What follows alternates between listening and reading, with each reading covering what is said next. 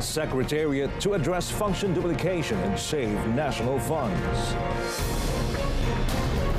Investment inflows marks an 18% increase from the previous year.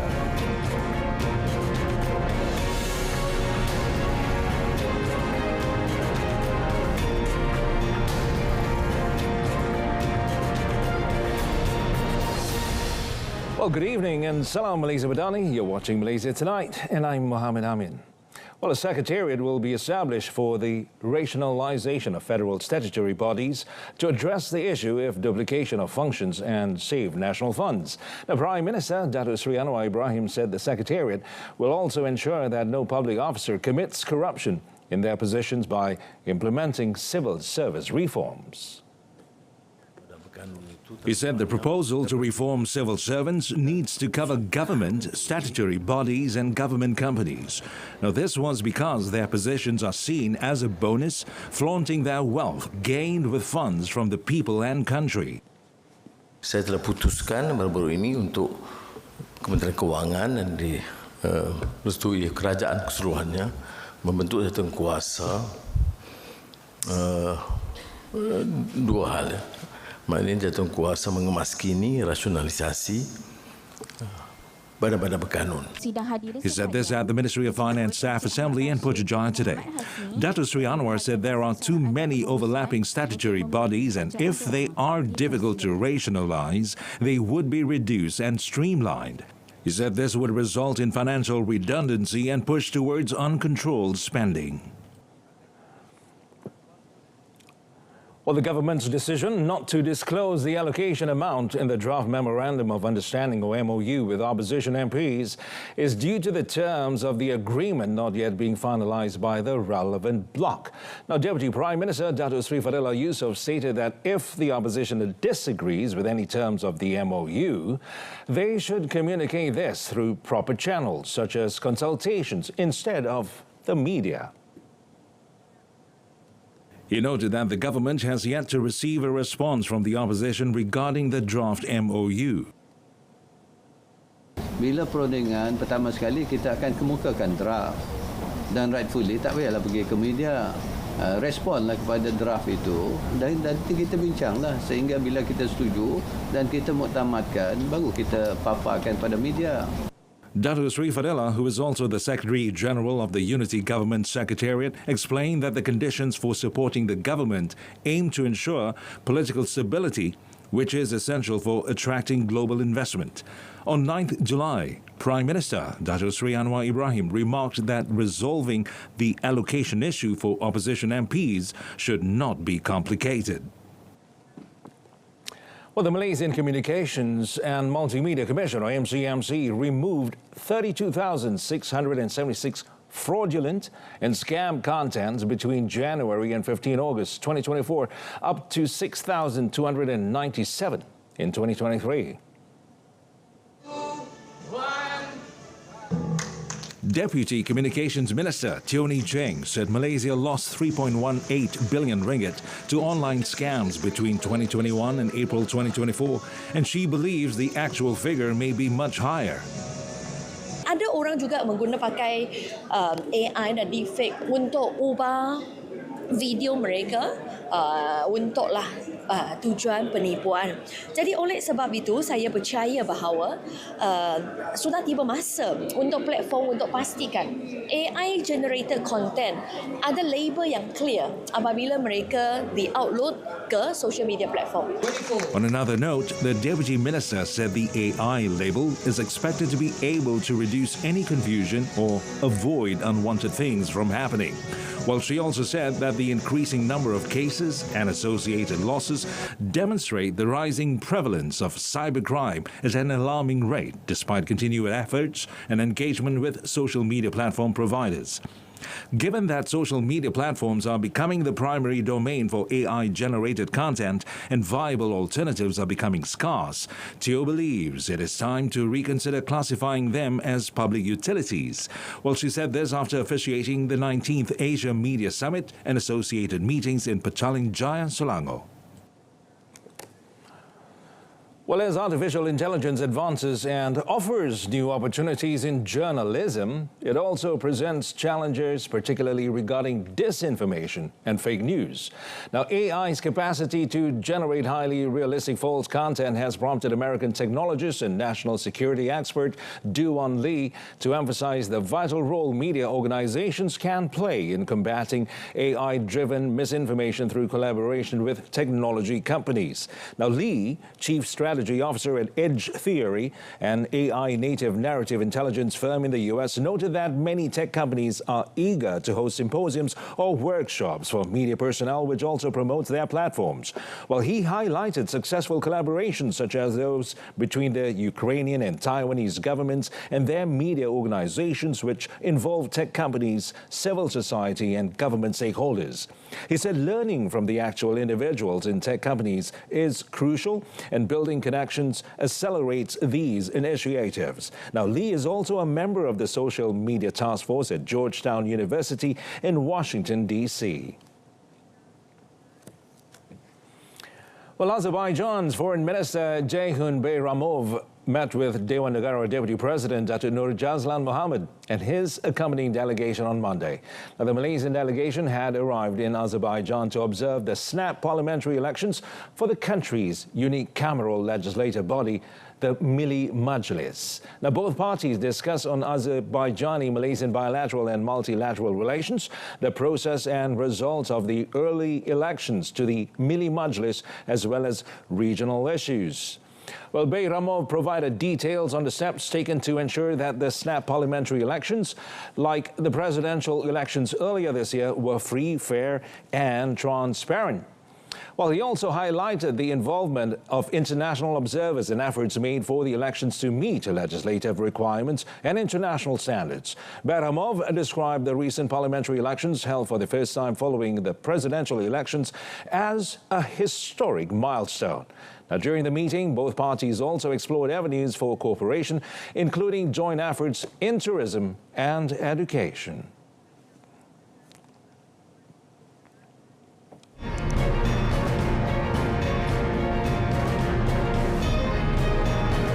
Well, coming up, rubber glove industry projected to generate more than 12 billion ringgit in export revenue this year.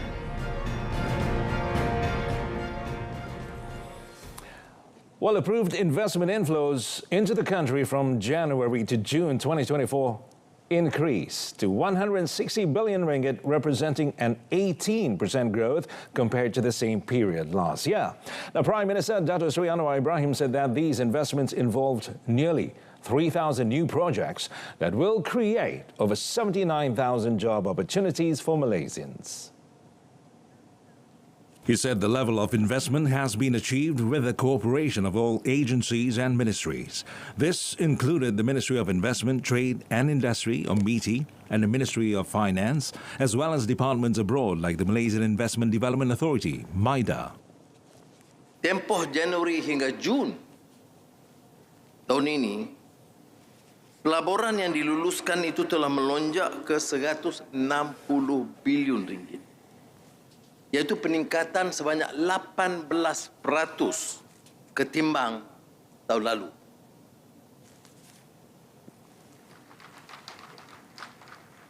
Ini melibatkan 3,000 projek baru dan membuka peluang kepada 79,000 anak-anak kita untuk mencebur diri dalam bidang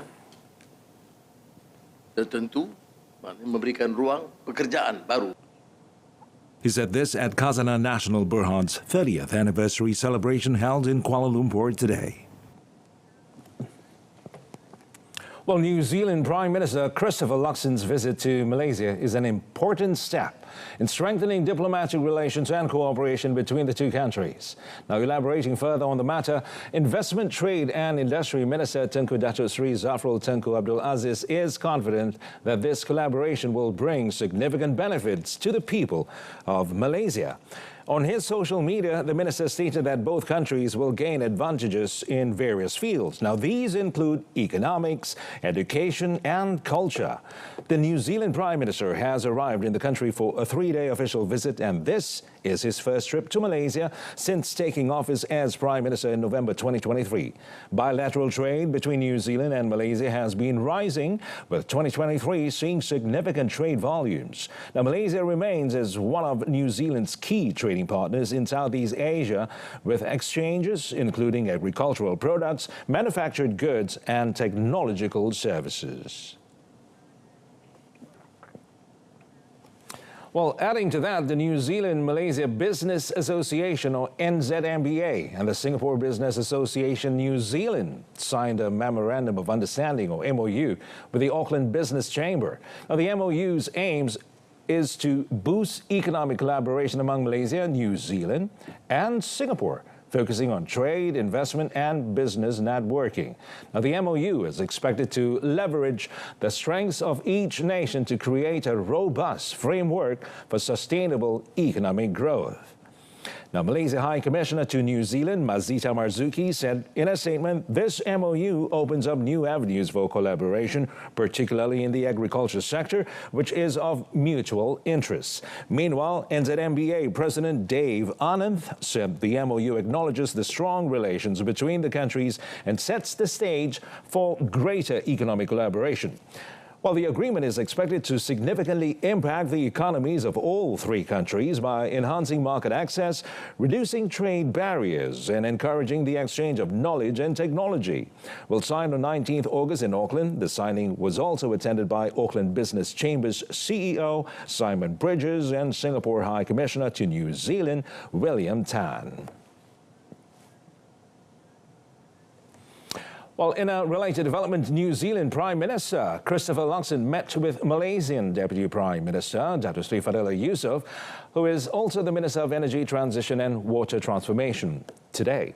Now, the meeting, held at 2:30 p.m. and organised by the New Zealand delegation, took place at a hotel, and the hour-long discussion between the two parties focused on strengthening cooperation in the renewable energy sector. Well, also present were Ministry of Energy Transition and Water Transformation, or Petra Secretary General Dato Mat Zaidi Muhammad Karli, Energy Commission, or ST CEO Dato Abdul Razib Dawood, and Sustainable Energy Development Authority, or SEDA CEO Dato Hamzah Hussein. Luxon, who is on a 3-day working visit starting Sunday, had a meeting with his Malaysian counterpart, Dato Sri Anwar Ibrahim, in Putrajaya yesterday. They discussed strengthening cooperation in student exchange programs between Malaysia and New Zealand, as well as the halal industry, agreeing to boost bilateral trade by up to 50%. On another matter, the Deputy Prime Minister will also visit Jakarta from tomorrow to Friday for the Indonesia International Sustainability Forum, also known as the ISF 2024. Now, as the Minister of Energy Transition and Water Transformation, Dato Sri Fadillah is expected to deliver a keynote address at the forum invited by the Indonesian government. While his participation aims to enhance Malaysia's image and role in the global sustainability agenda, particularly regarding energy transition, and underscores the country's commitment to achieving net zero carbon emissions by the year 2050. Now, the ministry emphasized Malaysia's active commitment to sustainability and climate mitigation, highlighting the expansion of renewable energy and coal phasing out, which are vital to showcase at international forums like ISF 2024. Now, this engagement also signals Malaysia's readiness to attract foreign investment, boosting investor confidence in fulfilling sustainability and environmental, social, and governance, or the ESG goals. Additionally, Dato Sri Fadillah would meet with Indonesia's Coordinating Minister for Investment and Maritime Affairs, Luhut Binsar Panjaitan, and connect with the Malaysian diaspora in Jakarta to discuss the latest developments in the country's energy transition efforts.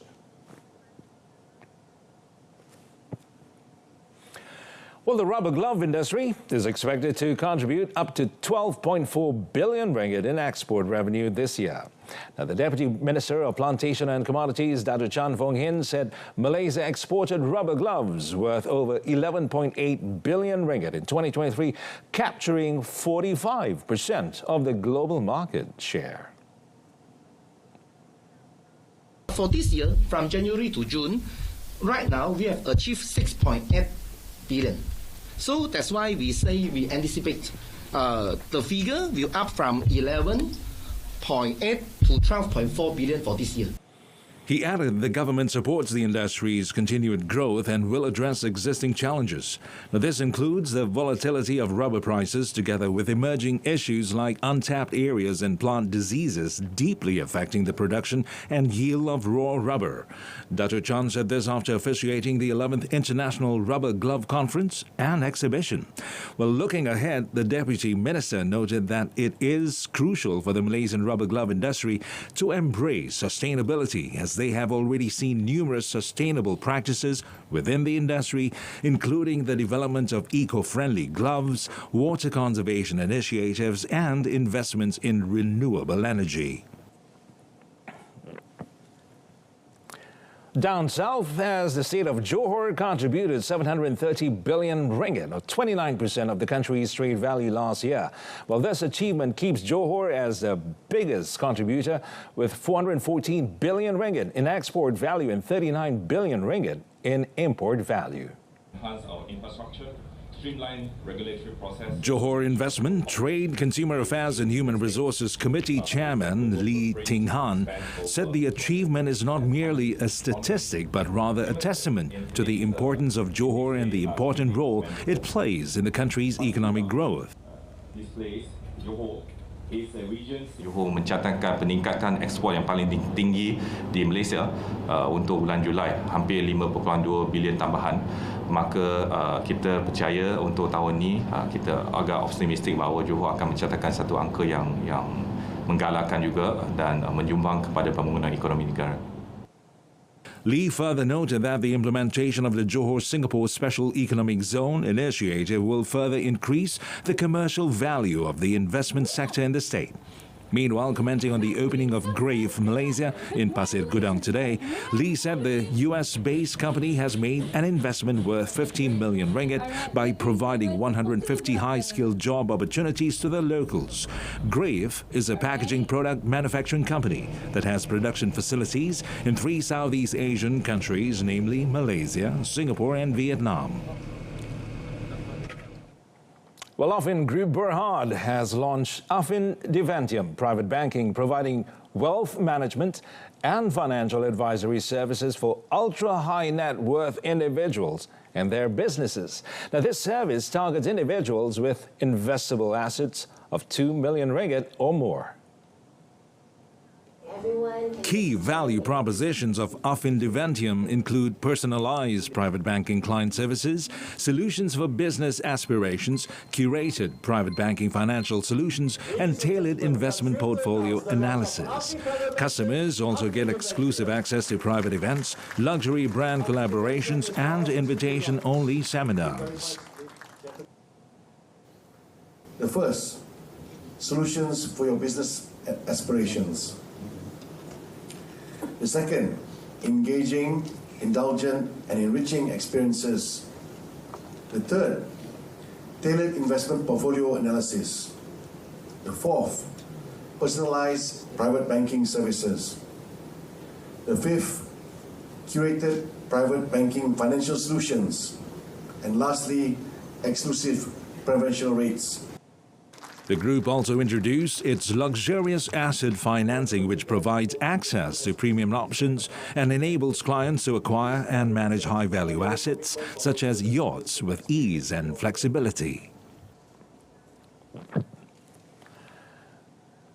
Well, meanwhile, the Sarawak state government's proposed acquisition of a majority stake in Affin Bank Berhad is in the final stages of discussions and is expected to be finalized soon. Well, Affin Bank President and Group Chief Executive Officer Dato' Wan Razli Abdullah said that the deal will progress according to its natural timeline. Well, he also noted that the bank is still awaiting an official announcement from the Sarawak government. Well, he told reporters during the launch of the group's private banking segment in Kuala Lumpur. Now, as of the 29th of December last year, Sarawak held a 4.79% stake in Affin Bank. The state government aims to increase its shareholding in the bank to around 30%, making it a major shareholder. LTAT is currently Affin Bank's biggest shareholder with a 28.88% stake. Now, this is followed by Hong Kong-based Bank of East Asia Limited with 23.93%. M-Bank Group has announced a strategic collaboration with Rams Fintechs India and Berhad through the platform Payday Now. Now, this partnership will enable employees to access their earned wages before the regular payday, promoting financial stability and flexibility without incurring charges or interest charges. Now, in a statement, the bank said the platform will only apply a fixed processing fee, making it a cost-effective option for users. So the collaboration aims to expand the reach of both parties by introducing their products to new audiences and leveraging each other's clients. Now, initially, targeting civil service and public listed companies, the platform seeks to improve financial wellness by offering accessible financing solutions through M-Bank's payroll solutions. So this collaboration represents a significant advancement in the bank's mission to provide innovative solutions that support social sustainability. Well, Malaysia's crude oil and condensate production rebounded to a 1.3% growth, registering 46.1 million barrels in the second quarter of 2024, following 2 consecutive quarters of decline.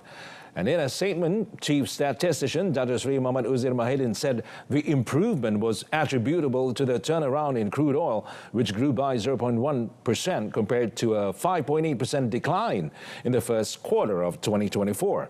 Meanwhile, natural gas continued to increase to 3%, accounting for 696.8 billion cubic feet in the second quarter of 2024.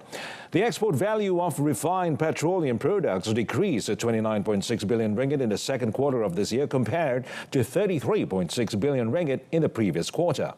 The import value of crude oil and condensate, meanwhile, amounted to 18.6 billion ringgit in the second quarter of 2024 compared to 15.7 billion ringgit in the first quarter of 2024. Saudi Arabia remains a primary source of crude oil and condensate imports. Elsewhere, LNG imports fell to 2.2 billion ringgit in 2Q 2024, down from 2.8 billion ringgit in 1Q 2024. Australia remains the leading source, accounting for 1.8 billion or 82.1%, followed by Mozambique at 9% and the US at 8.9%. Well, the Labuan Financial Services Authority, or Labuan FSA, is ramping up its efforts to combat dubious investment schemes and foreign investment scams, warning the public to remain vigilant, as such schemes often lure victims with promises of attractive returns. So, responding to recent media reports, Labuan FSA said a significant forex investment scheme has allegedly defrauded approximately 400 individuals, leading to a collective loss of around 100 million ringgit. So in a statement today, the agency said this underscores the urgent need to increase awareness and due diligence among investors. Well, it added Labuan FSA strongly advises investors to thoroughly verify the legitimacy of any investment opportunities, particularly those that seem too good to be true. Now, it recommends that investors regularly visit its website for the latest updates on the investor alert list and notification of business restrictions before making financial decisions. Now, as the central regulatory, supervisory and enforcement body of the Labuan International Business and Financial Centre, known as the Labuan IBFC, Labuan FSA is dedicated to maintaining its integrity.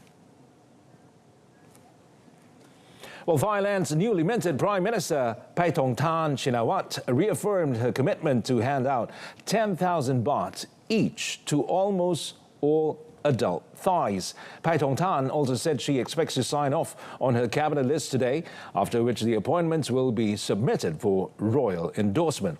However, she did not disclose the lineup which would be published in the Royal Gazette once it's approved.